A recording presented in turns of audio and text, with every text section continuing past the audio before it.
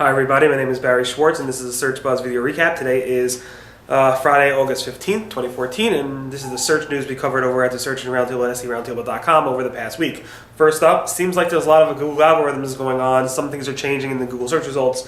We reported a lot of stuff. We thought maybe back on August 8th Google would not confirm it. Tons of people noticing changes. That's when everything started. Look at these charts, they're all exploding and they keep exploding throughout the whole entire week. So something seems to be going on with the search results, and we'll get into more about that a little bit later. So Google said, what's going on with Penguin? Why is it taking over 10 months for it to refresh? And Google's John Mueller said it's not that simple. Things are going on. He actually answered that in very detailed in this video over here. But in summarize, he said they can't just do a refresh. They have to do a whole complete data refresh. It's not simply as just doing a basic tweak. It has to be a complete rerun, he said. And it's something they just can't do randomly. They want to make sure they do it right, and they have to do a lot of testing and so forth. So my question is, there's tons of fluctuations going on. Is Penguin launching today? I have a feeling it might. If it's not today, it probably within the next couple weeks, in my opinion. Google's John Mueller again answered this specific question in a video this morning, saying it's not launching this morning. It's not launching much later. It will be soon, but not this morning. Typically, Google launches these things in the afternoons, on Friday afternoons. Rarely also on a Thursday afternoon, and sometimes other times, and mostly on Friday afternoons. So I wouldn't be surprised if everything looks okay that they might launch something today. But if you take a look at these charts, it's just crazy. Here, let me show you some charts here. Look at this. It's just fluctuations like crazy in the end of this week over here, according to Mozcast. If you look at SERPs.com, you'll see again a very big uptick from here onwards, so it's above the typical line. If you look over SERP metrics, you'll see again just the spike in terms of activity is just tremendous, as well as Alguru, which is another tracking tool. You'll see over here just tremendous again of activity going on with Google. So I have a feeling if I had to put my money on it, Penguin 3.0 is going to launch this afternoon, but of course it really depends on if Google actually says let's go ahead and do it finally. Google did update their Google guidelines, specifically around their little or no original content sections, basically claiming that low quality blog posts are specifically against Google quality guidelines. Now, typically when Google updates their guidelines, doing so results in a couple weeks later a manual action around those new rules. So maybe, now obviously we know that Google sent out lots of manual actions around links with low quality blog posts, but maybe now they're going to do it, in my opinion, around content. Well, I guess we'll see what happens with that in the near future.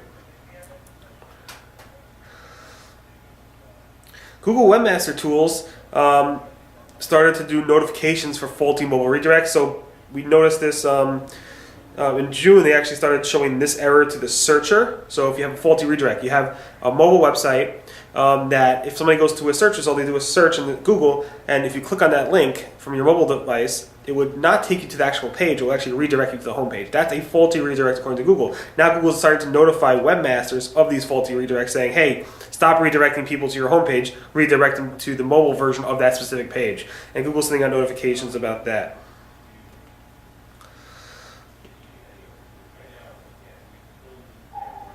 But Google also said you might be able to ignore it, according to some people, because it's been a little bit too aggressive. So if you get one of those, just make sure to show it to your developer and see if it's legit or not.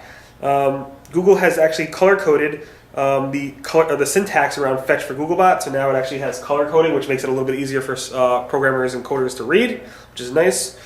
Google's change of address tool, it's been around for a long time. Obviously with the HTTP to HTTPS migration, I told you Google cannot use the change of address tool because it doesn't function, but Google's John Mueller said it does. One is to use it right away if you're going to do change of address. One is it helps Google confirm you really want to do it, and three is it helps speed things up a tiny bit. So definitely use it. Again, with the HTTP to HTTPS migration, it doesn't work. I migrated over the Search Engine Roundtable a few days ago at night. I think it was 2 nights ago. So far, everything seems to be going smooth. Traffic seems to be solid. Indexing count is really early to tell. I also migrated over Rusty Brick, which is, again, also doing very smoothly, very nicely. and things seem to be okay. So I'll keep you posted on that. But again, Search and Roundtable is on now on HTTPS across the board. Here we learned a few more tidbits around HTTPS from John Mueller. One, he said HTTPS algorithm is completely separate from Google Panda, has nothing to do with it. It's a standalone thing. Two is the algorithm is a live algorithm run in real time, meaning as soon as you change HTTP to the HTTPS, Google picks it up. Google will rank that a little bit better. And three is run on a URL by URL basis. So it's not a site-wide thing. It's specifically this URL has HTTPS, so it ranks a little bit better. It's a tiny little better, and so forth. Of course, there are things going on with HTTPS. Google, David Naylor, Jennifer Slegg, and a bunch of other people are saying Google has major issues with SSL. John Mueller said it has nothing to do with the SSL algorithm. It's totally separate. It just people are noticing it now. It's hard to know exactly what's going on, but it seems like the higher level host has an SSL certificate that is invalid, and of course of that, any CDNs or shared hosts are causing issues for the smaller guys around that.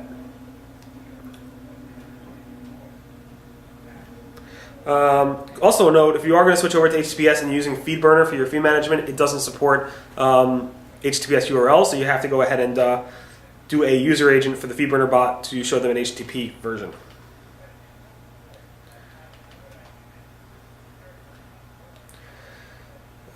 Just to give you an update, again, I switched over Rusty Brick to HTTPS, and I've been constantly posting screenshots of my Google Webmaster Tools traffic and impressions and search queries and sitemap indexing. So take a look at that. I update it once a day just so you guys get an idea of what's going on. There are obviously new SEO companies selling SSL links, which is crazy and annoying. There are certificate companies promoting the fact that Google now uses as a ranking factor, so you have to buy your clients SSL certificates in order for them to rank better. Again, annoying. Google AdSense is now forcing publishers into the new dashboard, which launched back in November of last year, and now they're forcing people into this new dashboard, which annoys publishers who are not happy about it. Bing has cool now conversational search. Google launched it back in I think May of last year. So now you can do a search for like who is the president of Russia. You can say how old is he, then you can say who is his wife, but it fails when you say do they have children, but Google's able to answer that. It's a nice little feature and definitely the future of search in my opinion. Google thinks that Neptune is Uranus. So if you do a search for Neptune in Google, you do a search for Uranus in Google, up comes the picture of Neptune, which is again wrong, and they haven't updated that yet, which is interesting. Google AdWords, this is a big change for AdWords advertisers. If you're using exact match and you're using the close variant opt-out feature, meaning Google is going to remove that in September. Meaning, if you are exact matching, let's say let me show you an example. If you're exact matching specifically for baby clothes, and somebody types in baby clothes with three B's, or has spaces, weird things, or spellings, or plurals, and stuff like that, or other close variants, Google's going to automatically match that to your exact match keyword. So advertisers who are control freaks are really not into this, obviously.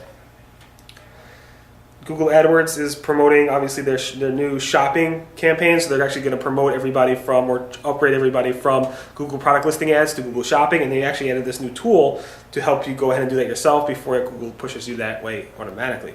And finally, Google has a new ad format called Listen Now. If you do a search for any artist or song or whatever, Google's going to have this little thing here.